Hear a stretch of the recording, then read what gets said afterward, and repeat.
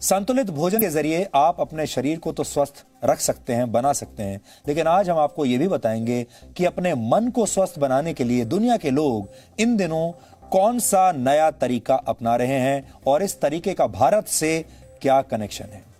अपने मन को स्वस्थ रखने के लिए अब आपको मनोवैज्ञानिकों के पास नहीं बल्कि गाय के पास जाना चाहिए।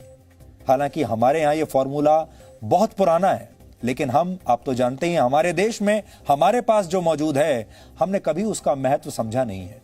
यानी आपको अपने घर के आसपास की किसी गौशाला या किसी फार्म पर जाकर एक गाय को गले लगाना है और ऐसा करके आप अपने मन से उदासी या डिप्रेशन या स्ट्रेस को दूर कर सकते हैं। विदेशों में यह ट्रेंड बहुत लोकप्रिय हो रहा है आजकल और वहां इसे काउ कडलिंग के नाम से जाना जाता है, यानी गाय को गले लगाना। अमेरिका में कई डेयरी फार्म्स लोगों को काउ कडलिंग की सेवाएं आजकल दे रहे हैं और लोग वहां आते हैं दूर दूर से इन गायों को गले लगाने के लिए। गायों को गले से लगाने की सुविधा देने वाले फार्म मालिकों के मुताबिक गाय का हार्ट रेट इंसानों के मुकाबले थोड़ा कम होता है और उनके शरीर का तापमान थोड़ा ज्यादा होता है इंसानों से। ऐसे में जब कोई इंसान गाय को गले लगाता है तो ये दोनों ही स्थितियां उसके दिमाग को रिलैक्स कर देती हैं। मेडिटेशन यानी ध्यान के दौरान भी दिल की धड़कन धीमी हो जाती है और ऐसा ही गाय को प्यार से छूने या उसके साथ खेलने के दौरान भी होता है। मनोवैज्ञानिकों के मुताबिक गाय के साथ समय बिताने से आपका आत्मविश्वास बढ़ता है और मन में छिपे हुए डर भी दूर हो जाते हैं। अमेरिका में लोग 90 मिनट की इस थेरेपी के लिए करीब 22,000 रुपए तक चुका रहे हैं। 90 मिनट की यह थेरेपी जिसमें गाय को गले लगाना है, इसके लिए अमेरिका में लोग 22,000 रुपए तक देने को तैयार हैं, दे भी रहे हैं।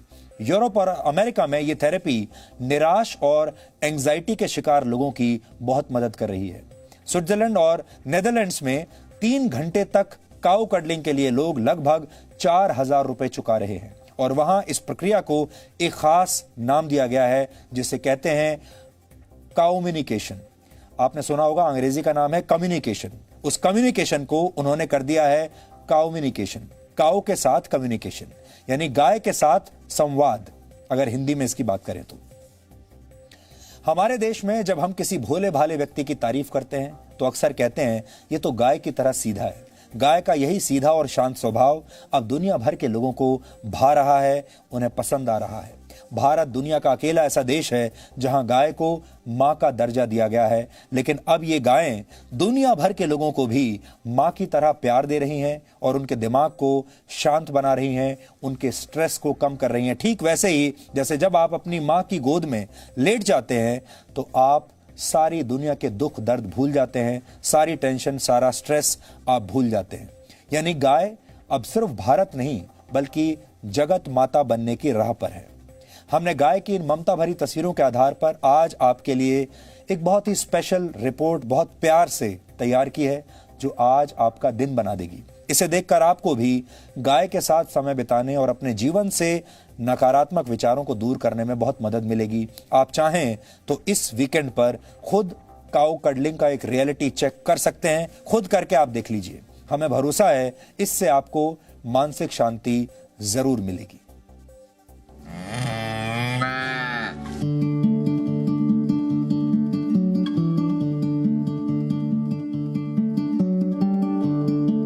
सीधी सादी भोली भाली गाय आपकी जिंदगी में खुशियां बिखेर सकती है।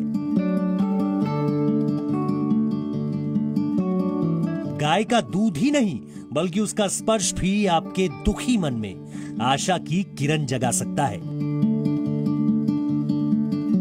गाय को गले लगाना, उसकी पीठ थपथपाना, उसके साथ खेलना और उसे प्यार से सहलाना उदासी से भरे आपके मन के लिए मरहम का काम कर सकता है।